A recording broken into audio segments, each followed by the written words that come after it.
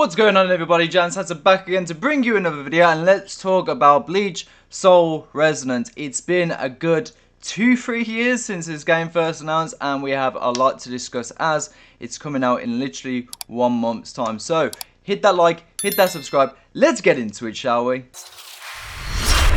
So as you guys have known for a long time, I've been promoting this game from its very beginning alpha being Project Blade, and we have come a long and a difficult way to get to this point. Now, of course, I want to talk about the good things, the things that I like about it, just the news in general, and some very somewhat unfortunate news surrounding the game, and give you guys a little bit of heads up about the situation to the best of my ability, right? First and foremost, I want to say the game is coming out, right? So if you see any footage on Twitter or on social media in general, it is undergoing a global beta right now, basically in the Thailand and Philippines and some other places too. But there is English translation, so if you find an APK, go try it out, go play it. X, Y, and Z, do all that good stuff. On the other forefront of things, on November 21st, the game is in fact releasing for, I believe, everyone pretty much, maybe except a few exceptional countries, to be able to play it. And of course, we'll talk about those countries later on when we get into the nitty-gritties of like the negatives. But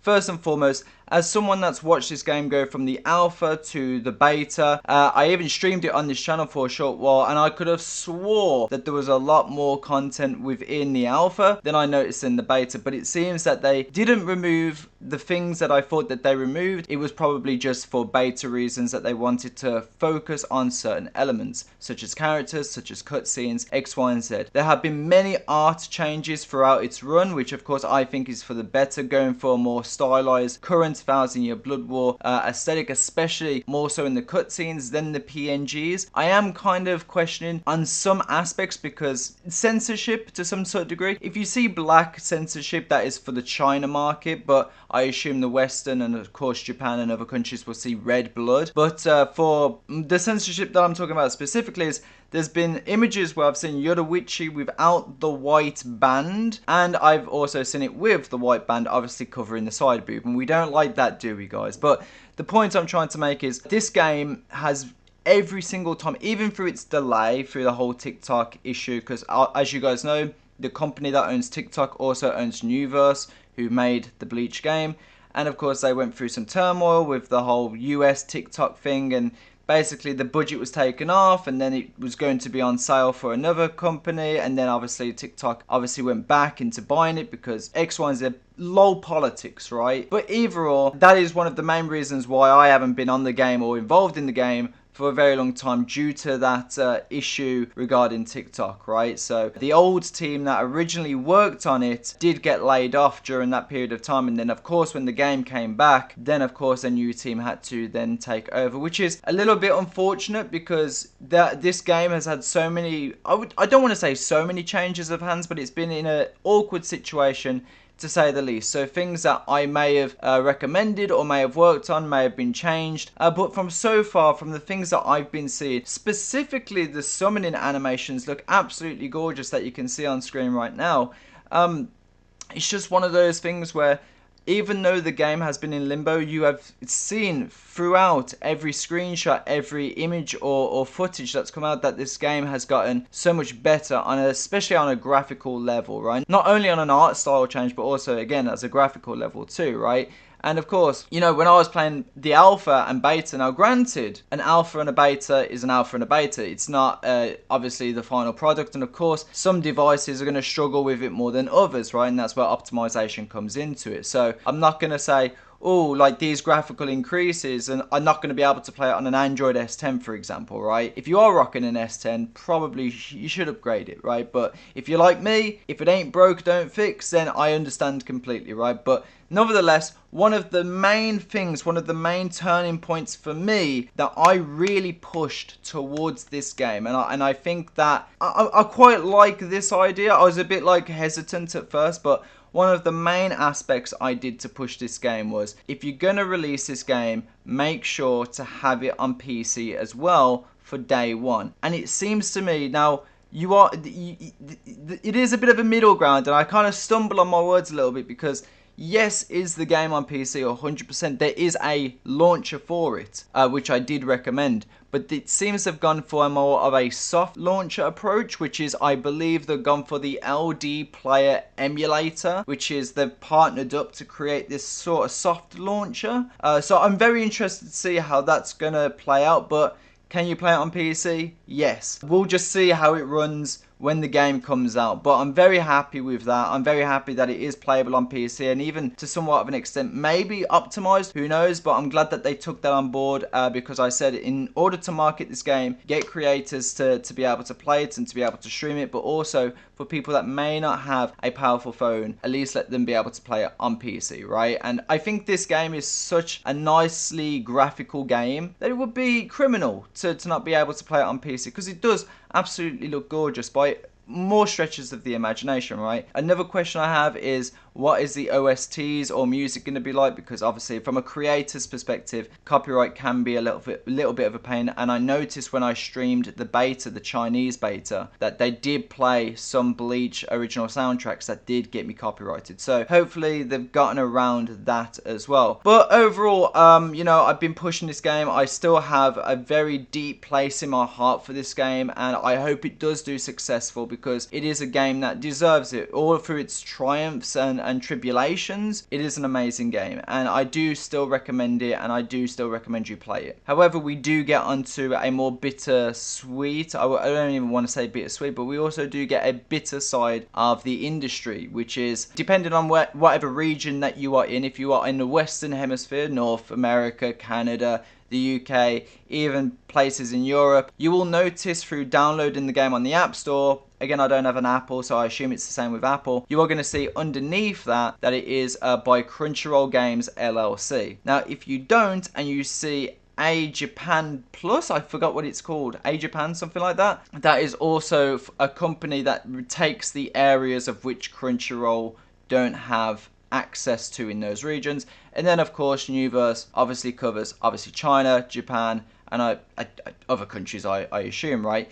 Now, why, the question might be is, well, why can they not publish the game? Why can't Nuverse publish the game in the West themselves, and KLab can? Well, you see, when the 1,000 Year Blood War happened, obviously that became a new anime license, and I'll dumb this down as much as I can, right? So, this was around about 2017 going into 2018 that this new license for 1,000 Year Blood War was created, and this of course was given to Viz. Viz then held the master license, which means it could do promotion, streaming, distribution, games, etc, etc. Viz is the sole holder of the Western territories for the Bleach license, right? And the reason why BBS, or Bleach Brave Souls, could self-publish in the US and all around Europe is because that license didn't exist back in 2014/15, or whenever the game went global. It didn't exist, so the game could be published legally without, you know, copyright or trademark or license holders arguing the toss about it, right? So it is the unfortunate fact that any Bleach game that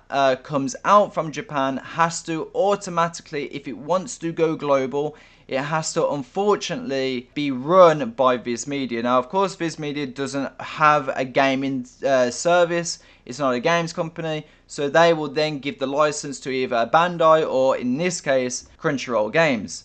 Now, to what extent Crunchyroll has in their pockets in regarding this is another question, right? To me, I don't think this will affect the game. Again, the China market, as we've experienced through the pre-registrations when it came to the alpha and the beta, pre-registrations was completely China dominated, and I think this game obviously can be self-assured through China and Japan for the majority of the parts. And when it comes to translation and localizations, that's all done by in-house Nuverse anyway. So Crunchyroll doesn't really have their hand in that side of the cookie jar. So I imagine Crunchyroll just have the ability to legally allow it to be played on the Google Play Store through Europe and the America side of the world. Unfortunate, because, you know, you take this big project that's had a lot of passion on it, a lot of work on it, and then a company, this is why I think the West is a bit of a scam when it comes to the anime industry, but again, I'm going to try and hold my bias, but I do feel it's a little bit scummy to have this product and then a company reap the benefits of a product they didn't actually work on, but have I guess a tax for the privilege of being able to play a game outside of the East. That's just the unfortunate matter of things, unfortunately. However, they do have the ability to promote, so you might see one banner or one poster at Anime Expo. So that's cool, I guess. Do they have any leeway or any say in regards to pricing in terms of the gacha side of things? It's possible that Crunchyroll do get to dictate how much cost it may for like character packs or gacha pools. They may have a say in how much it costs. But when we had the meeting about the gacha element of it, we wanted to make the gacha rate good, which I think people are proud of, or people are happy with seeing the rates as they are, so I'm very proud about that. But we also didn't want to rinse people that wanted to pay for it anyway. I did see some America prices. Now again, I don't work in dollars, so but to me it looks pretty hefty, right? I think even like an expensive pack on Bleach Brave Souls is like $79.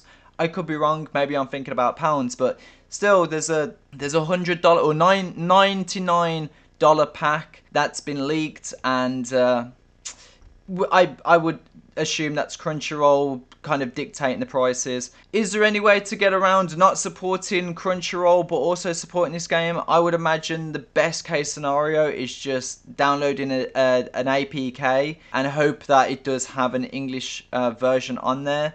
But again, I don't know. But that's my overall thoughts on that, and I kind of wanted to allude that even though Crunchyroll Games, known for a company that likes to kill games right off the bat, I do think that regardless of if it does die in the West, I do think this game will prosper very much in China and SEA in general, Southeast Asia in general. So my priority when it comes to this Bleach game is that everyone has a successful product and everyone benefits off a successful product, and you know, all that investment didn't go to waste, and hopefully it really bigs up more Bleach products in the future. But when it comes to Bleach games or anything Bleach related going forward, just to let you guys know that unfortunately, when it comes to Bleach specifically, there will never not be a moment that if a product comes out in the West, unfortunately, the money will have a split with either Crunchyroll and or Viz. And that's just the way it is, unfortunately. That was Shueisha's biggest fumble in my argument. I don't think Viz should have had a master license. I think, you know, it should have been a free market with Bleach, and it is what it is. But I really do hope you guys play Soul Resonance. It's an amazing game, and I hope you do give it the time of day, even if it's to try it out, because there's a lot of work that's been put into this, and I do think it is one of not only the most definitive versions of Bleach, and what I mean by that is, as a game goes, the cutscenes are worth watching. Lots of Sakuga moments, lots of cool fights, lots of detail within the cutscenes, manga panels. So if you're an elitist, a Bleach elitist, you're going to love things like that. The correct colours, manga panels, lore accurate things, as well as if you're a casual, it's going to be very easy to get into and just overall enjoyable. So please tell me what your guys' thoughts in the comment section down below. And with that being said, I'm going to catch you guys later. You guys, of course, have this fine day. JaymesHanson. As always, people, peace out.